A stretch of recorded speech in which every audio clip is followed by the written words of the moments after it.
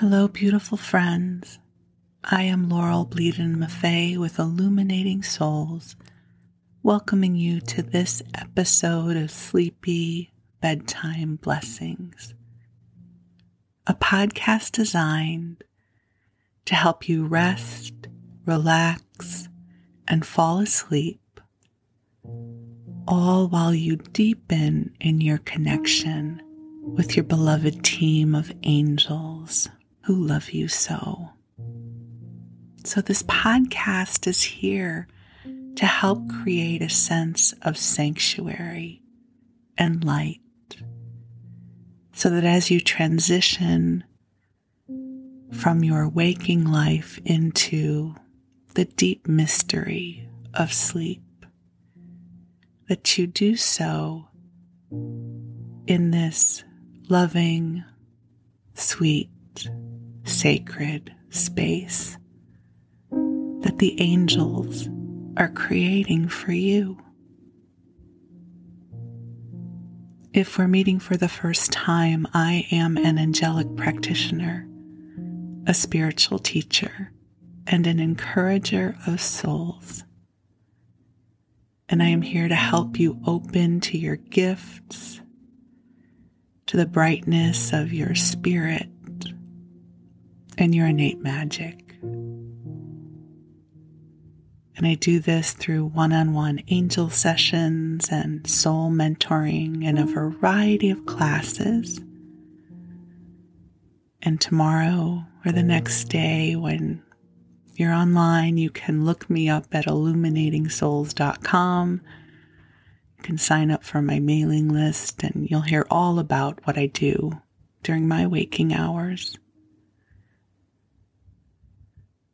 But when it gets to be time for sleep, I listen to sleep podcasts and have for the past few years. And they have become an essential part of my wellness. And that's why I was guided to create Sleepy Bedtime Blessings for you. You deserve a good night's rest. And there is something that is so precious about getting to fall asleep while a soft, loving voice keeps us company. You know, many of us grew up listening to a bedtime story, having someone read to us. And it's a very sweet experience. And if you've been listening to the podcast for a while and are enjoying it, I'm so grateful to know that this is supporting you. And if you're at all guided to support the podcast, I invite you to think about leaving a review on iTunes or Google Play. The reviews help others discern if they want to listen to the podcast too, or even if you want to share this with people you love, that would be awesome. Thank you in advance. But for now, it's your time to rest. So I invite you to take a deep breath in and out and cozy on in to your favorite sleeping position, fluffing the pillows just so. I say pillows plural because I sleep with a lot of pillows. I am a girl who loves comfort. So I love it when I can have multiple blankets and pillows. I sort of build a cocoon for sleeping. So whatever you do to get comfortable and cozy, I invite you to snuggle on in.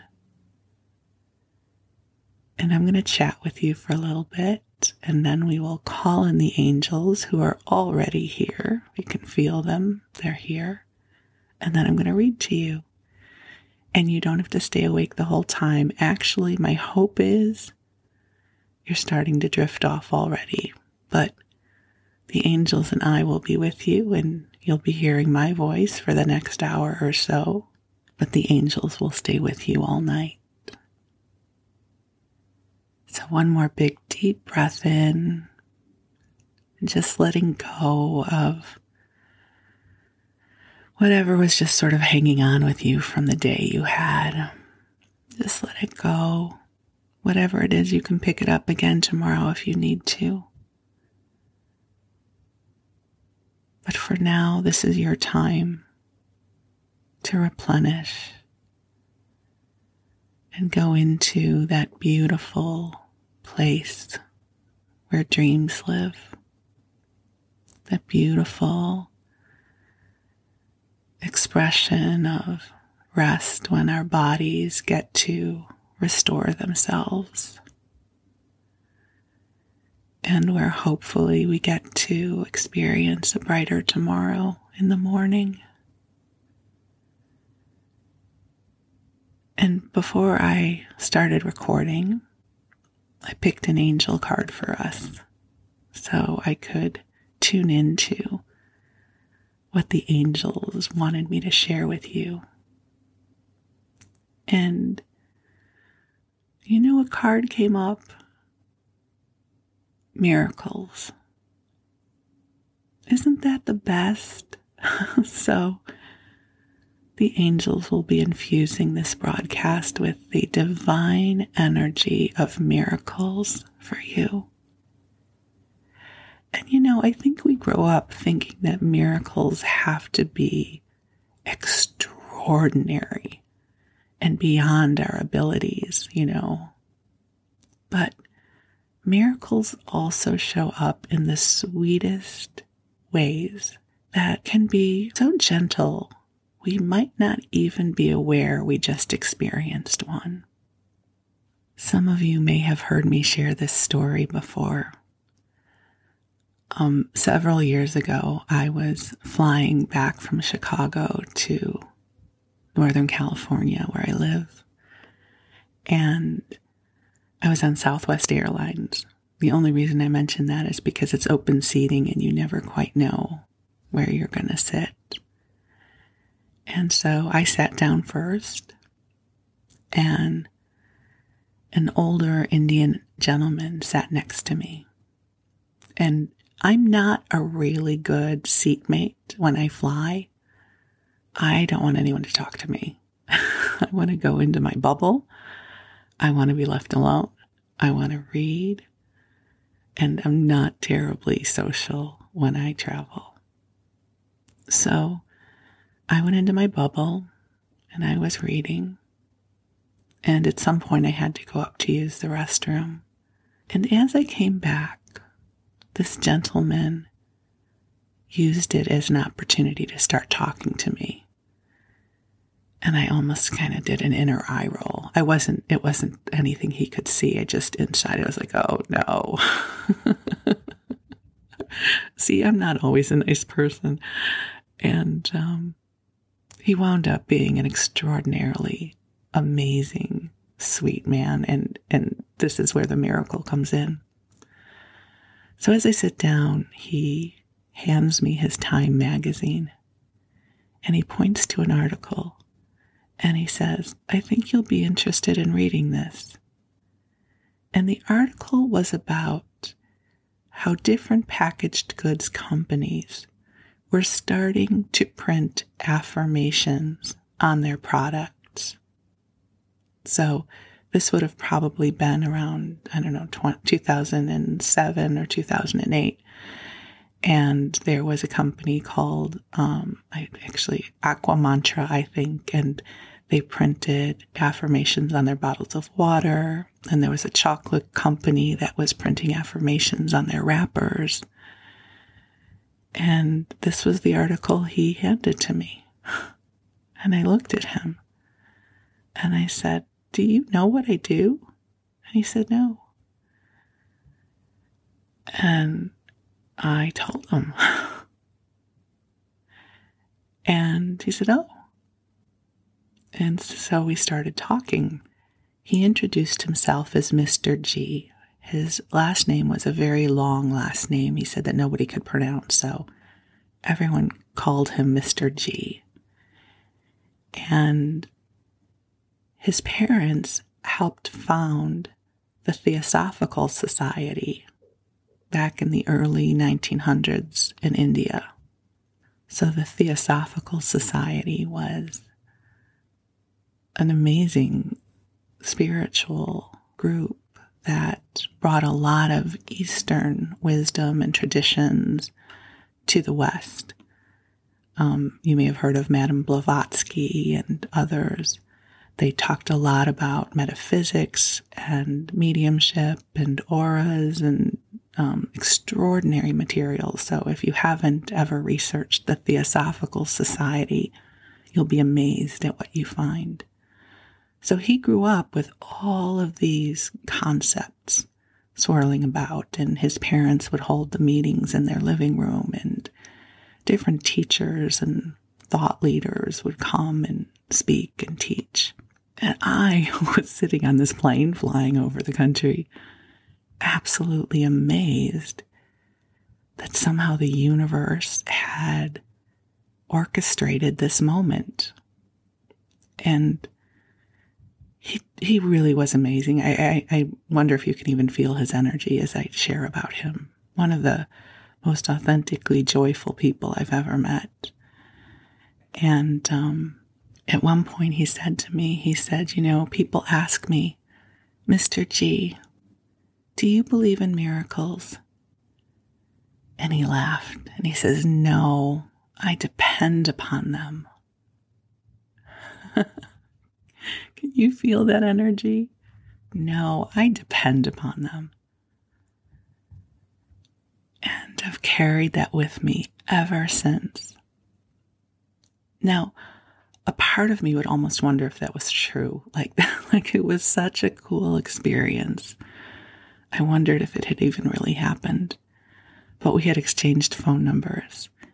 And he wound up leaving me a message on my voicemail and also mailed me a care package of some articles he wanted me to read. And so I have proof Mr. G really existed and we really had that exchange.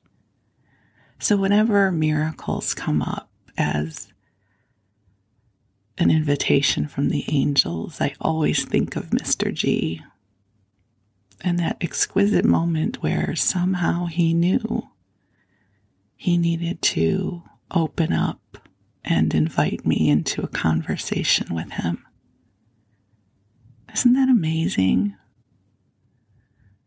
So, as you drift off, I'm affirming the angels are infusing your path with miracles. You don't have to give them the marching orders. God knows. God knows in the infinite heart of God how best to support you. And your job is to open and receive and allow it to be so. So take a breath in and release. And now I'm going to call in the angels, but I have to say they are already here. And I'll tell you how I know. So, if you've ever taken a class with me, especially recently, you'll know that I run really hot and cold physically. I'm either freezing or I'm burning up. The joys of being postmenopausal. If that's TMI, I'm sorry. But what happens is when the angels come in and I start to channel, I get so hot. And right now I'm underneath the blanket fort and I'm so hot. It's so hot in here right now. And that tells me the angels are here, my friends. Oh, my friends, they are so filled with love for you right now. Just let it come in, okay? Just know and trust that the angels are here. And so, beautiful angels on high, we know you are here, and we ask that you join us in ways that feel tangible and filled with light and joy. And we're so grateful for this opportunity to be reminded of the miracles that are here with us now. And here is what the angels would like you to know. They are saying that they are here for you forever, always. Since before you drew your first breath, your angels have been with you. They see you, they know you, and they love you. They love you beyond time and space. They love you exponentially in ways that it's hard to comprehend from our human experience. They see the wholeness of you. You know, sometimes as humans, we see ourselves through our personality self, which is just a small fragment of who we are.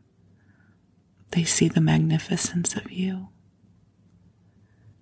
So, beautiful angels, we ask that you clear our energy fields through the heart of God,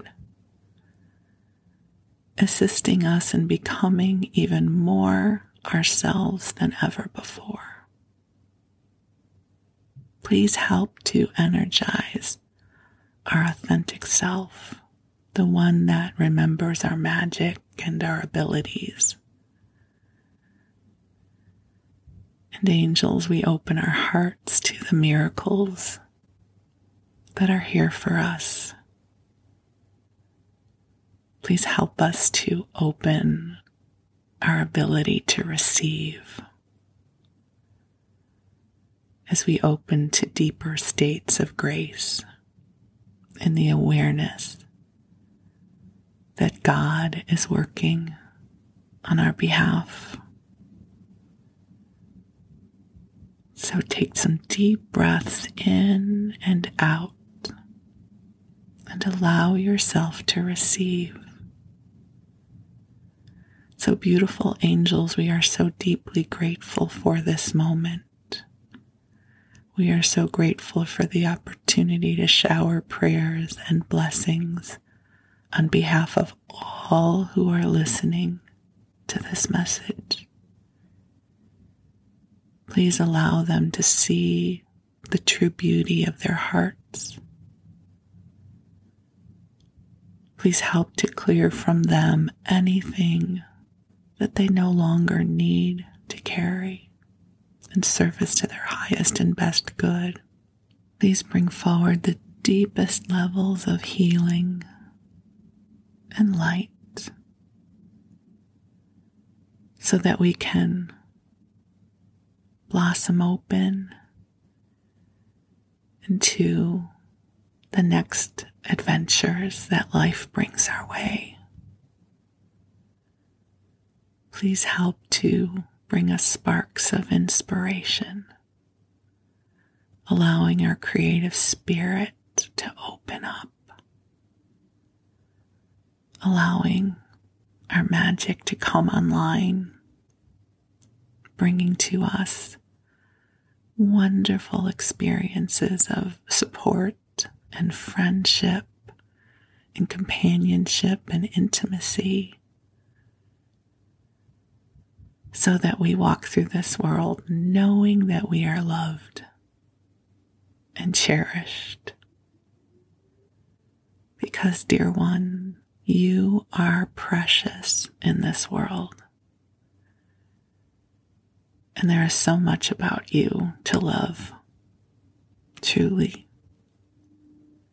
So take another deep breath in and out,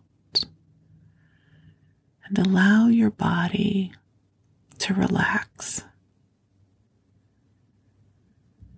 all the way down to the tips of your toes, just allowing your calf muscles to relax and letting that relaxing energy move up towards your thighs,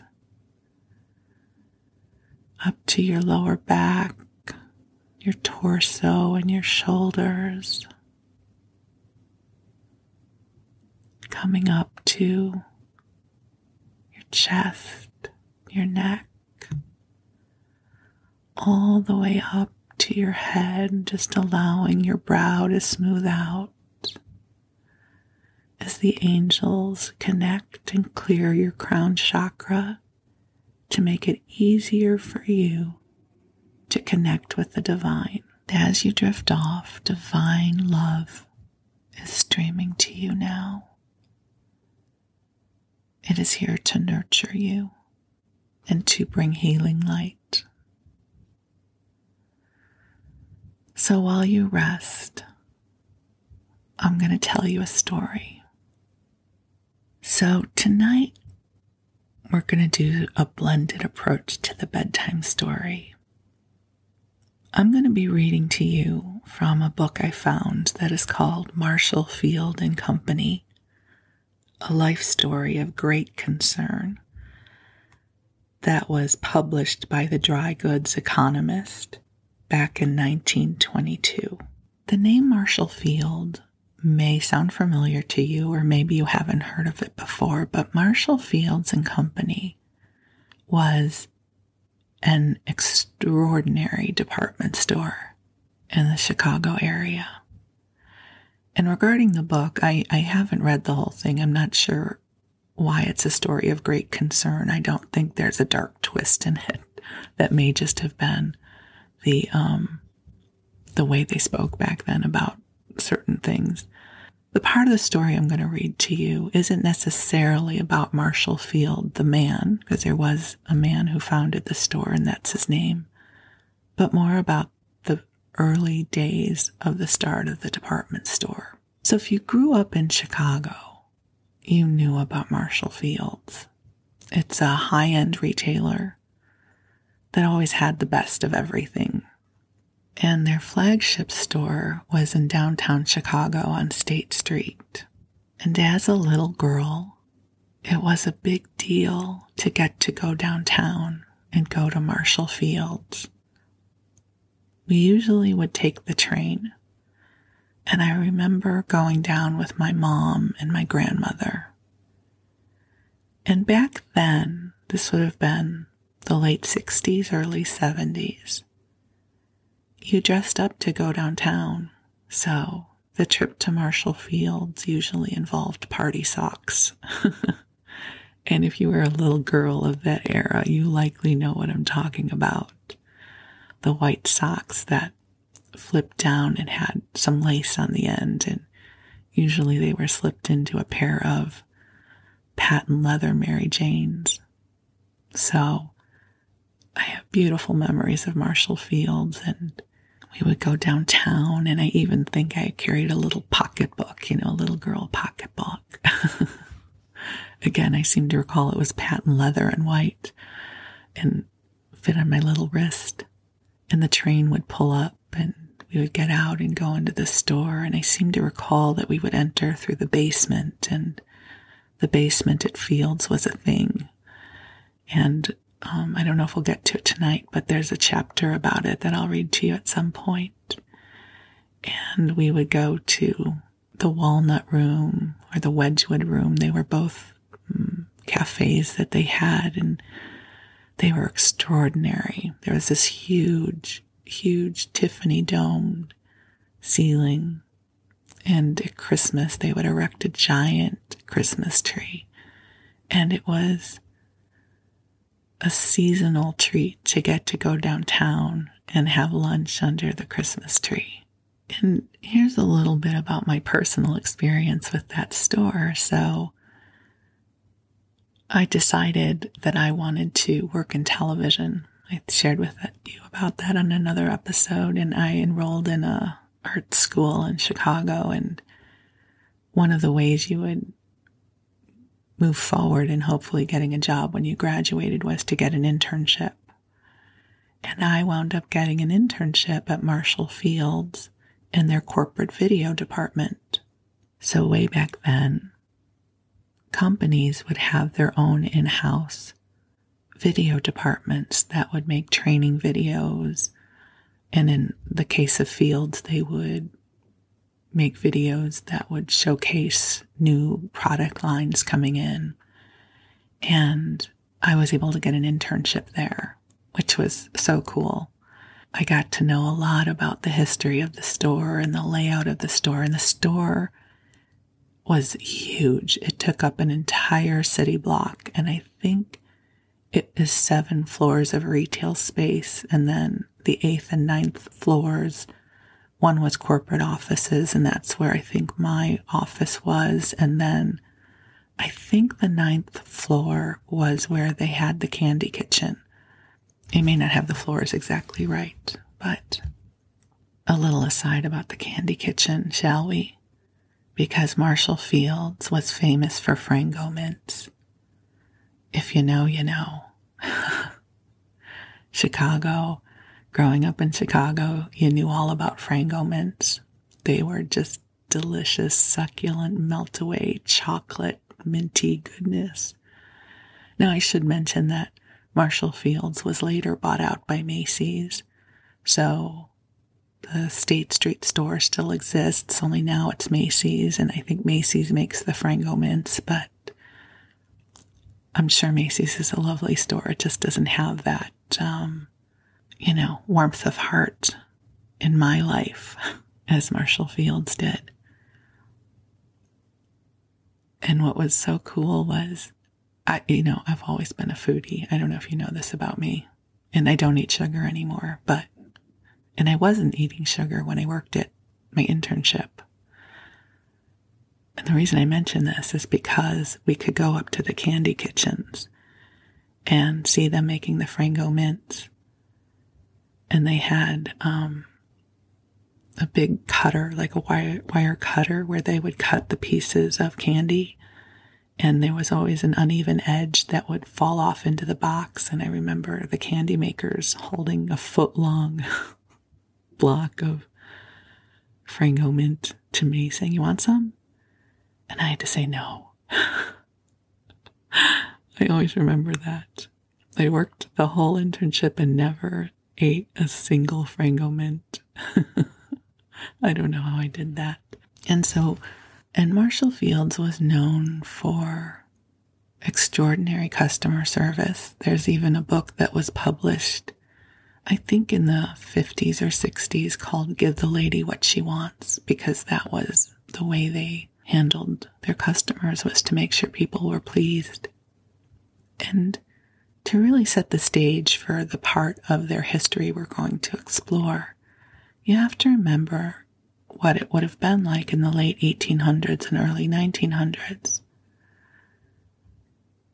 Most times people would shop at a local store, a dry goods store. People were making their own clothes. People didn't have an opportunity to travel as much as we do now. If you were wealthy, maybe you would go to Paris to get clothes for the season, have them shipped back. It was a time before there were a lot of visual aids. If you look at any of the Sears catalogs from the early 1900s, they are artist renderings of clothing. So to be able to go into a grand department store and see merchandise displayed in ways that were really compelling was an experience that was really just coming here to the U.S. There were several grand department stores of that era scattered across the country, and Marshall Fields was the one we had in Chicago. So we're going to pick up the story. Marshall Field will actually have already passed away by the time we start reading, because the story I want to share with you is not so much about Marshall Field, the man, although his life is interesting, but the birth of the Marshall Field store we came to know and love. And again, if you're from Chicago, you'll probably know about the Field Museum, which was endowed by Marshall Field. If you're not from the Chicago area, it's the Field Museum of Natural History It may have a different name now. An extraordinary museum. And I believe the building was left over from the World's Fair. It's a magnificent building. And, as a kid on field trips and things, you'd go in and you'd see the dinosaur skeletons and things like that. And that was Marshall Field who endowed it. He was succeeded in the presidency of the Marshall Field Company by John G. Shedd, which, again, if you're from Chicago, you know of the Shedd Aquarium, which was endowed by Mr. Shedd. So here we have two of the philanthropists who helped fund the major museums in the Chicago area, Marshall Field and John G. Shedd, who each in their own way helped birth the Marshall Fields we came to love. So this is where we're going to pick up our story. So we're picking up the story during the time that the State Street store was developing. So this is probably the early 1900s. It starts. Swift elevators had replaced the two slow cars of earlier years, and with the increase of floor space, the number of elevators had been increased proportionately. The display window space had been greatly augmented by the new building on State Street, as well as by the annex known as South Wabash. In 1893, tea rooms had been installed. These had a floor area of 82,000 square feet, and daily some 2,500 guests were served. Rather tight quarters, apparently, but in those days people did not look for the space and freedom of movement that in the modern high-class restaurant are deemed essential. There had also been provided a restroom for customers with writing desks, stationery, and other conveniences. An innovation in the department store of that time, and therefore peculiar to Fields, was a comfortable restroom for men. For the employees there were restrooms, a library, and an emergency hospital. There had also been a marked expansion of the wholesale business and its organization. In directing the construction of the South State Street building, Mr. Shedd was insistent on having it different from other large stores. To this end, he caused to be installed within the light well or rotunda two extraordinarily beautiful and costly domes of Tiffany art glass, one at the roof and the other between the 6th and 7th floors. The lower of these domes is the largest piece of iridescent glass mosaic work in existence and is a constant source of admiration to thousands of visitors to the world's greatest retail store, exceeding in its iridescent radiance the famous Taj Mahal in India. The upper dome, being at the roof, is illuminated by natural light. The lower dome sparkles with brilliant illumination and has all the appearance of reflecting and diffusing the sun's rays. The lighting is furnished, however, by electric lamps placed so as to bring out the beautiful iridescent glow. The upper dome makes a canopy or ceiling of sparkling and varicolored beauty, overhanging a beautiful fountain, which adds a wondrous charm to that deservedly popular portion of the many tea rooms. Among the noteworthy features of the Marshall Field and Company store is the large number of special rooms for the showing and sale of merchandise. When Mr. Shedd was directing the erection and equipment of the additions to the store in 1906, he realized that the attractiveness of merchandise is in a great degree dependent on the surroundings amid which it offered to the public. He saw, too, that if the higher grades of goods were given an air of privacy and of specialization, they would appeal more strongly to people of wealth and refinement, and furthermore, that such customers would appreciate the privilege of being able to make their selections undisturbed by the passing throng. He therefore caused to be constructed in various parts of the storerooms of a decorative character, yet in the best possible taste, each of these rooms being devoted to goods of a certain kind. And inasmuch as France, more perhaps at that time than in the present day, was the source from which came the most exclusive merchandise, an air of La Belle France was given to each of the rooms, and they were known familiarly, and still are, as French rooms. There is, therefore, a room for imported lingerie, another for the finest examples of needlework and infants' wear. There is the salon in which fine gowns are exhibited. There is a salon for the debutante, the nature of the merchandise shown therein being apparent from the name. There are rooms wherein fine fancy linens are shown, just as they would in a well-ordered home. On the furniture floor there are rooms which enable the prospective purchaser to see how tables and chairs and buffets and dressers will look in living room, dining room, chamber. There are rooms where fine china and glassware can be inspected amid their natural surroundings of fine napery and silverware and floral decorations. These rooms are richly carpeted. Their walls are in tasteful, subdued colors, and are further adorned with electric light brackets that are both useful and ornamental. One of the rooms in which exquisite table linens are displayed has the walls paneled in rich wood to the ceiling, as in an English manner of the Elizabethan or Stuart period. A fireplace, draperies, chairs, and other furniture, besides the dining and serving tables, carry out the period idea. And needless to say, the handsome rug on the floor is of an appropriate pattern. From the ceiling hang 2 chandeliers with electric lights and candle effect. The room in which French lingerie is shown is hung with tan taffeta draperies that harmonize with the blue floor covering and the boudoir furniture, which is in a delicate ivory tint. For the selection of morning apparel, there is a secluded salon with woodwork and furniture in gray enamel and with hangings in a wisteria tone. The diversity of the sources from which Marshall Field and Company draw their supplies of merchandise is indicated in a room wherein are represented Japan, China, India, and Korea.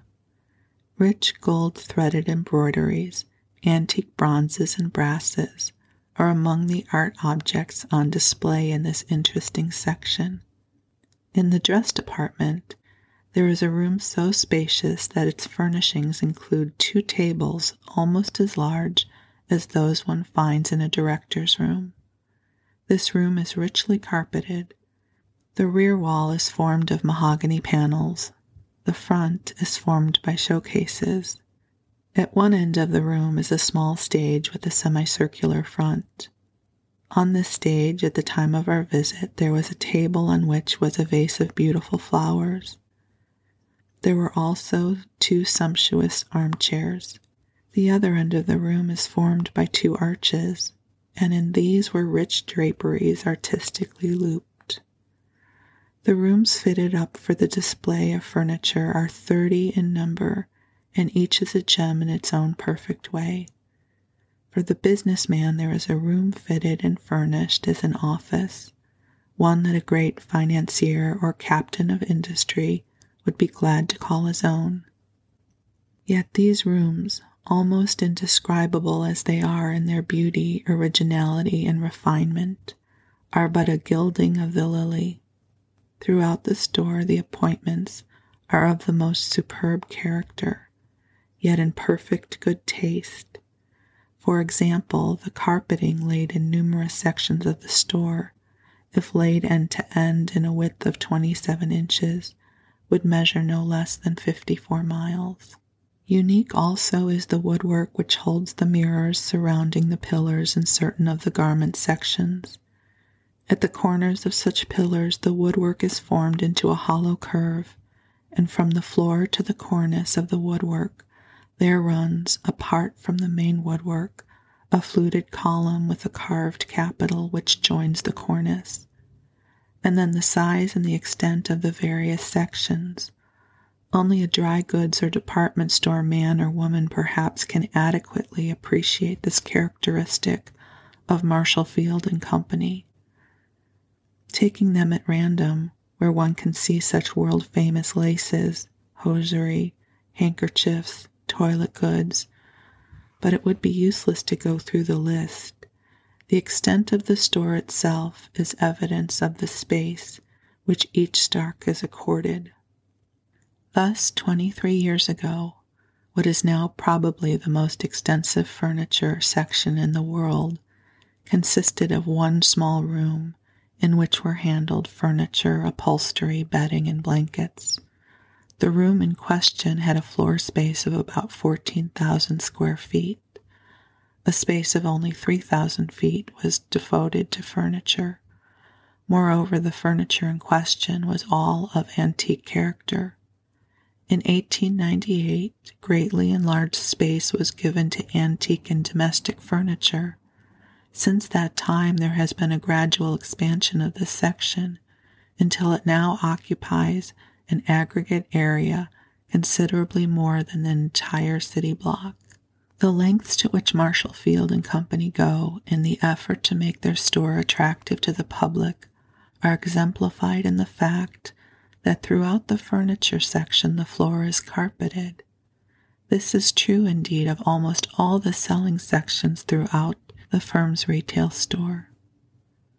The furniture section, as already stated, includes no less than 30 display rooms, all of which are furnished in the most complete manner, showing fully equipped dining rooms, living rooms, chambers, etc. One of the extensive divisions of the section is that which is devoted to furniture for outdoor and porch purposes. To this class of furniture, 17,000 square feet of floor space are devoted. One of the features of this section is a sun parlor and porch fitted up in realistic style. There is also a section devoted to the sale of furniture for children. While due attention is given to furniture of modern production for all purposes in the home, the office, and the hotel, antique furniture continues to be a noteworthy factor in the section. In order that such furniture may be shown in proper surroundings, rooms that themselves are genuine antiques are provided. One of these rooms is walled in the wainscoting, to use the old-fashioned word, or paneling as we call it, taken from an ancient mansion in Glasgow, Scotland.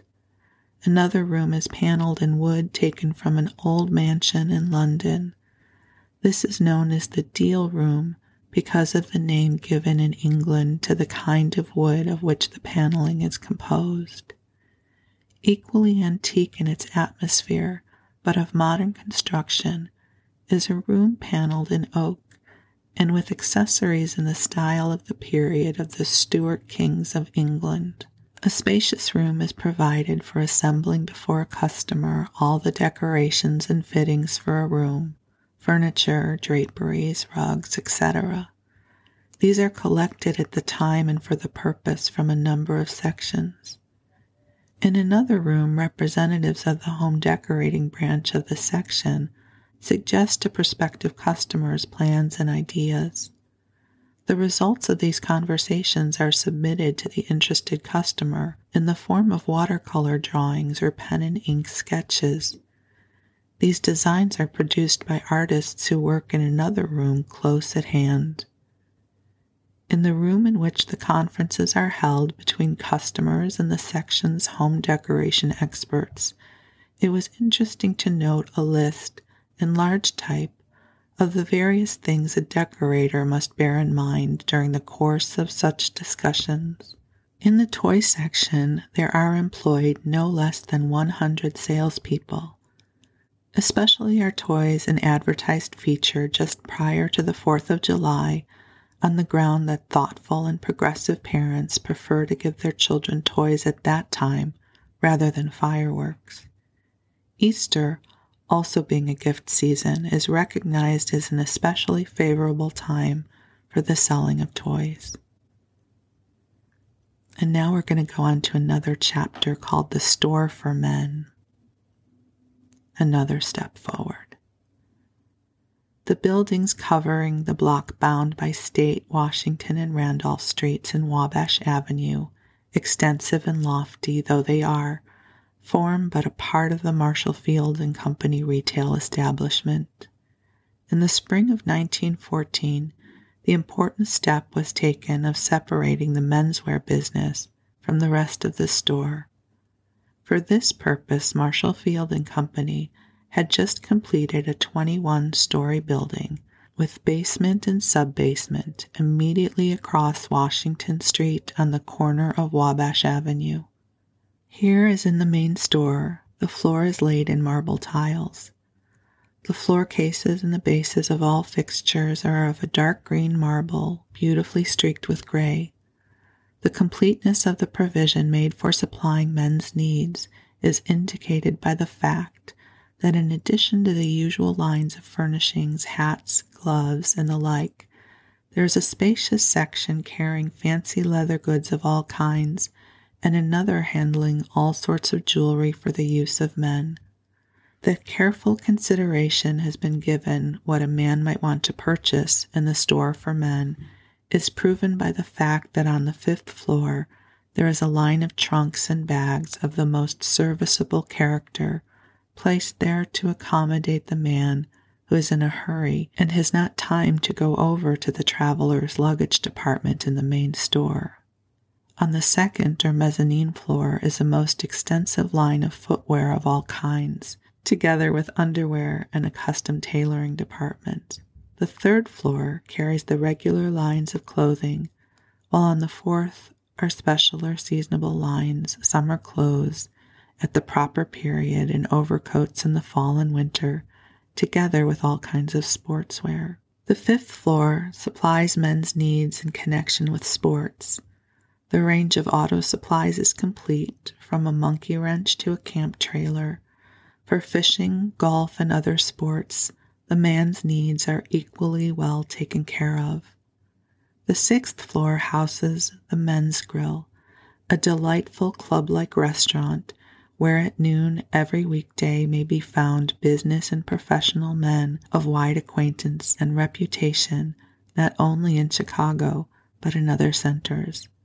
The visitor, therefore, is quite likely in lunching there to meet accidentally a man from his hometown, and naturally is impressed with the appeal which the field store has for men all over this country. The grill with its kitchen occupies the entire floor and is lighted by windows on 2 sides by a semi-indirect electrical system, and also from a dome of softly colored glass.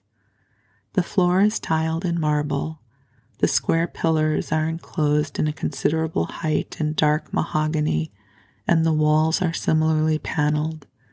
The menus and services are of the best, and the chairs are of the cozy arm variety, which invite one to enjoy an after-luncheon cigar, prolong a chat, or devote one's attention to a business conference. A striking feature of this men's grill is the great central fountain in polished marble and metal. The water falls in a shower around the edges of a bowl, from the center of which rises a low pillar surmounted by a polished sphere. The water falls into a second and larger basin, and then into a still larger receptacle, which is circular in form and rises 18 inches or more from the floor. The store for men is connected with the main store by a tunnel under Washington Street, and having viewed the conveniences supplied for the men, let us proceed into the main store. Take one of the numerous elevators, there are 92 of them in the retail premises, and visit the tea and grill rooms, where women and men also may have their hunger and thirst appeased.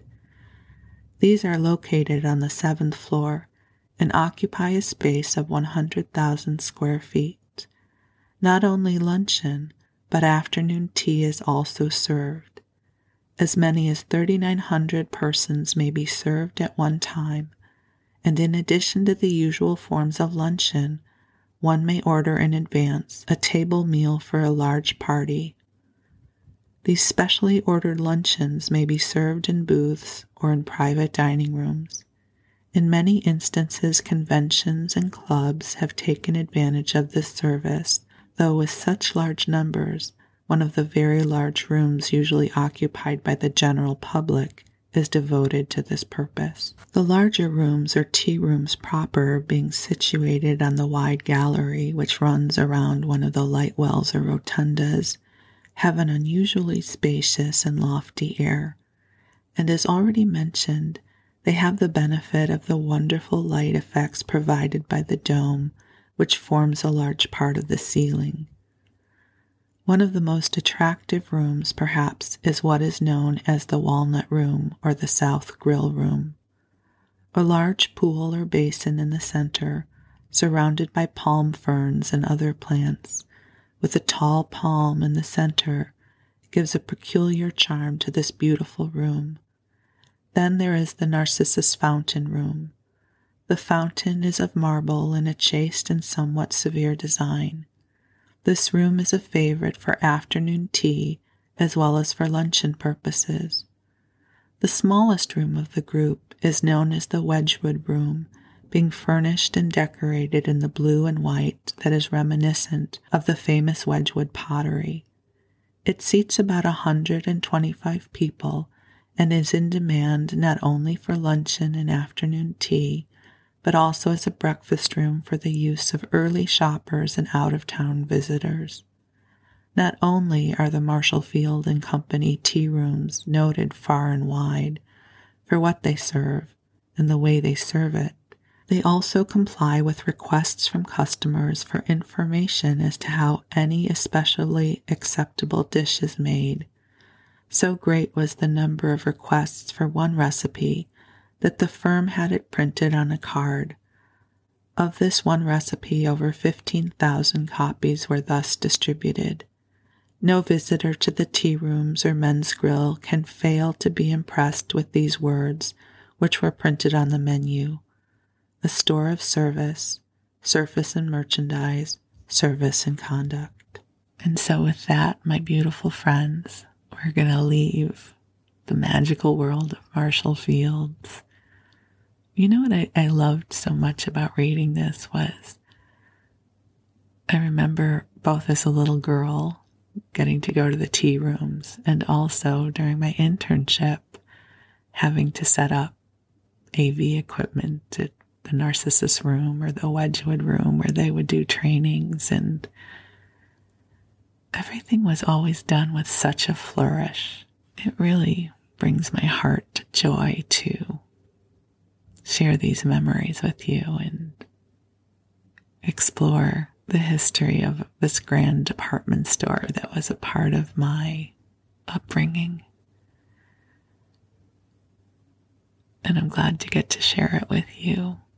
Maybe as you drift off to sleep, you will have an opportunity to go into your own Wayback Machine and find some of your earlier life miracles and experiences coming forward to warm your heart to.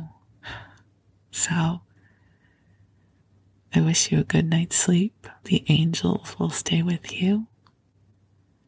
You are precious and you are loved, and I am deeply grateful for you.